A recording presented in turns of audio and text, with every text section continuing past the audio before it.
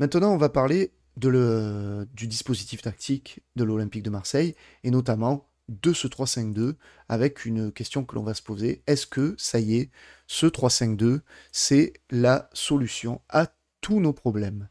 Thomas, est-ce que ça y est, c'est réglé, on a la formule magique? Écoute, le match contre le Shakhtar, en tout cas, pour moi, il rend encore plus incompréhensible l'entêtement de Gattuso avec son 4-3-3. Parce qu'on voit tellement que cette équipe, elle a des repères, euh, notamment sur sa base arrière, puisque de toute façon, tout le secteur offensif a été changé cette année. Mais tout part de la défense, du milieu de terrain et des pistons. Et tu vois que les joueurs, bah, ils sont totalement en fait à l'aise dans le schéma. Les pistons que l'on a, en fait, tu vois, par exemple, on voit qu'ils ont besoin d'avoir la garantie de la défense à 3 derrière eux. Ouais. Ça leur permet de jouer davantage, d'être plus relâché. Notre défense aussi, elle a ses repères avec nos deux, on va dire, relanceurs sur les côtés, axe droit, et notre stopper. Ça fonctionne bien, ça coulisse bien entre eux. On voit qu'ils ont des repères. Et même, on a vu hier, mais était finalement plutôt à l'aise dans ce schéma, même si je pense qu'il a été utilisé au poste où ça lui convient le moins, c'est-à-dire axe gauche. Parce que pour moi, là où il sera vraiment bon, et on en parlera par la suite, ça sera sans doute en tant que stopper pur et dur. Mhm. Donc voilà, déjà rien que je trouve que l'équipe se goupille bien, a des repères, a l'habitude de jouer comme ça. Et puis même offensivement, Harit dans ce rôle-là de numéro 10 qui vient un petit peu aider aussi au milieu de terrain, ben, en fait, il apporte cette créativité dont on a besoin. Et en plus, derrière lui, il a un mec comme Kondogbia qui fait quand même un taf monstrueux.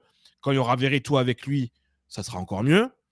Et Aubameyang, je veux dire que, bon, c'est bon, on a compris maintenant qu'Aubameyang, il a besoin d'être accompagné.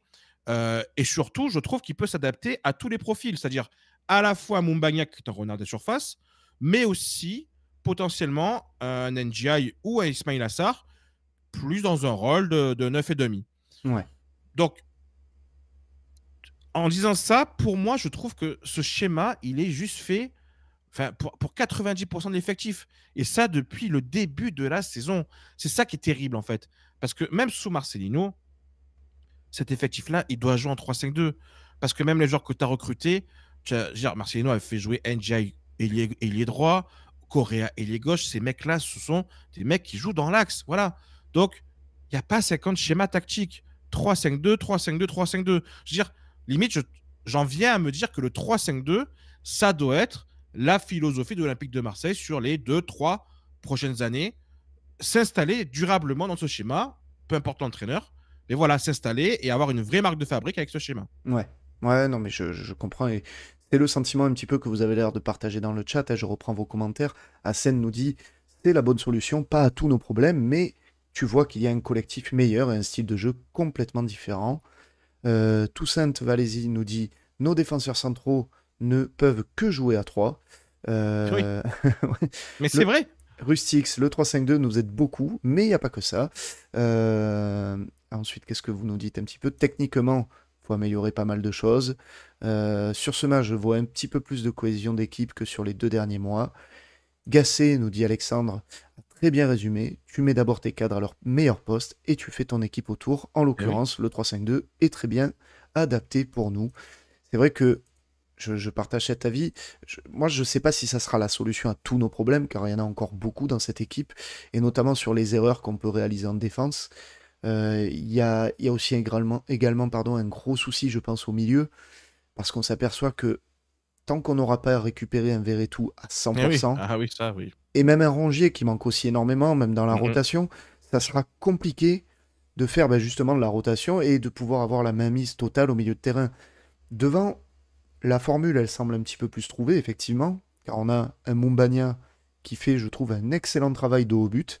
Euh, il faut arriver à l'alimenter encore davantage, ce joueur. Il faut vraiment lui envoyer des centres.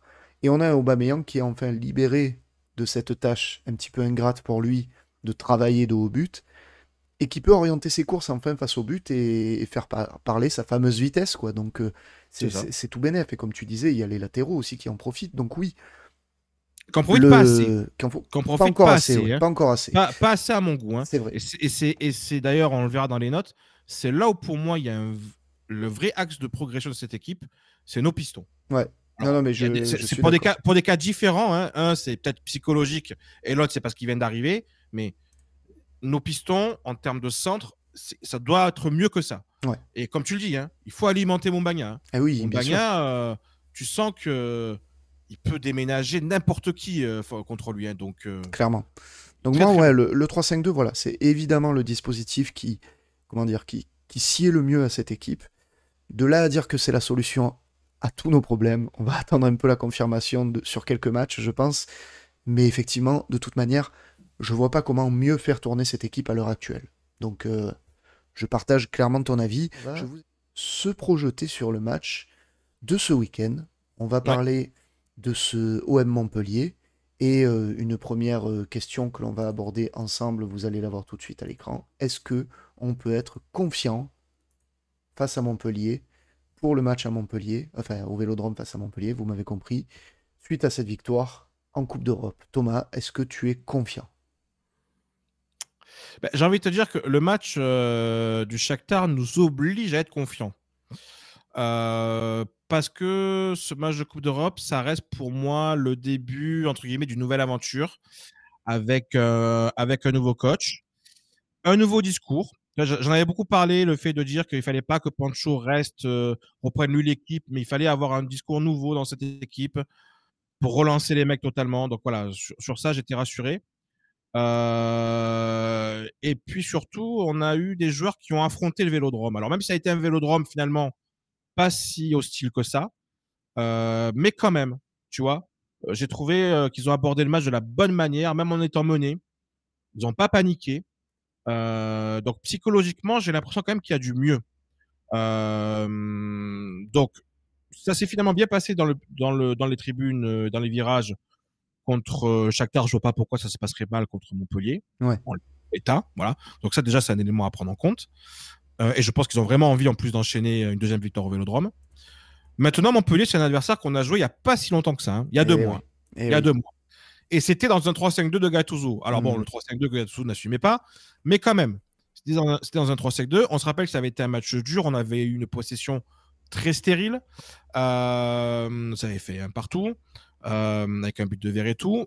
Mais justement, le match du Shakhtar, il nous montre aussi que le 3-5-2 de Gasset, il a une vision un peu plus directe dans son jeu. Ouais. Tu vois, les transitions sont un peu plus rapides.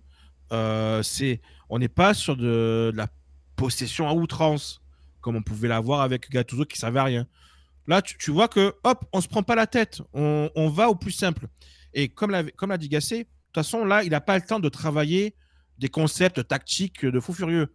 Donc, on joue au plus simple. Voilà. Donc je pense qu'on va être dans cette continuité-là.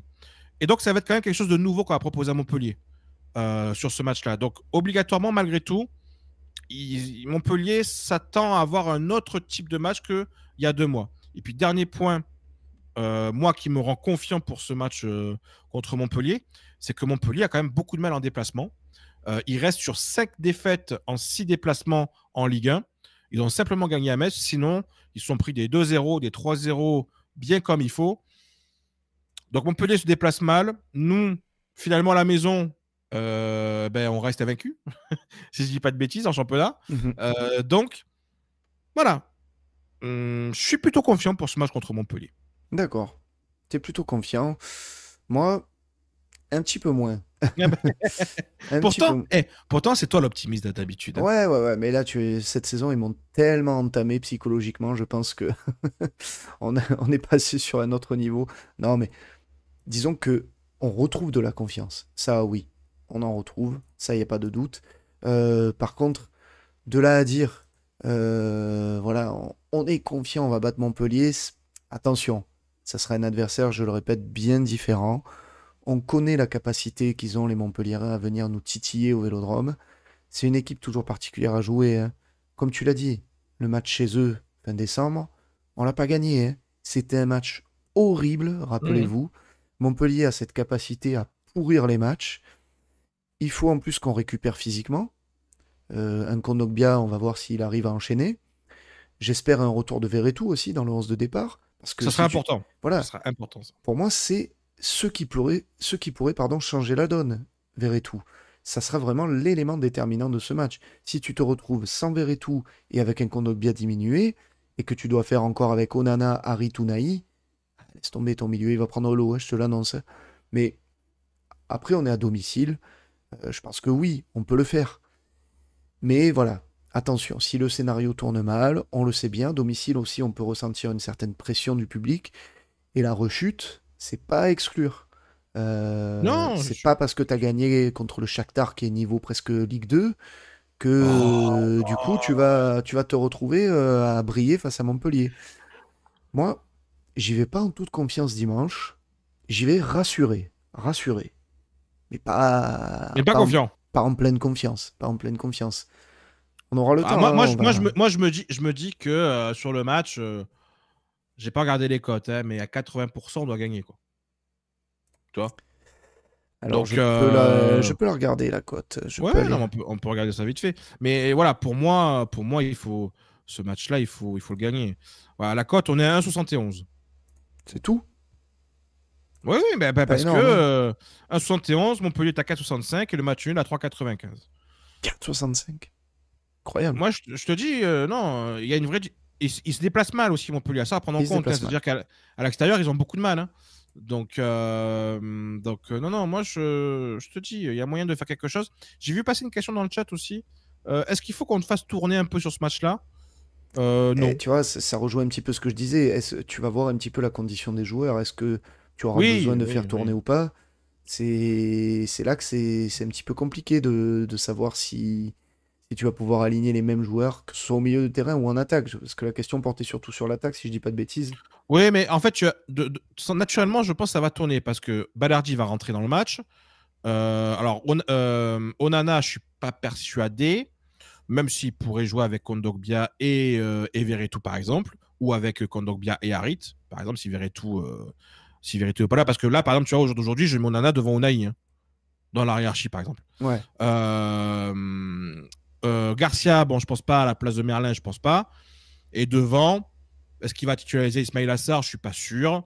Ndiaye, je suis pas sûr. Je pense qu'il va rester sur du Mumbagna Aubameyang. Donc, il y aura peut-être un ou deux changements par-ci par-là. Mais sinon, voilà. À voir aussi le retour de Murillo. Est-ce qu'il revient de blessure ou pas? Ça, par contre, ce serait un dossier dont on va parler après. Mais voilà. Donc, du changement, non. Parce que, de toute façon, là, il faut prendre des points, hein. Donc, j'ai envie de te dire, là, c'est vraiment les meilleurs qui jouent, là. ah Jusqu'à la oui, fin de la saison, hein. bien sûr. Non, non, ça sera là, au meilleur de jouer, on est d'accord. Bon, on aura le temps d'y revenir sur ce match face à Montpellier, notamment lors d'un avant-match.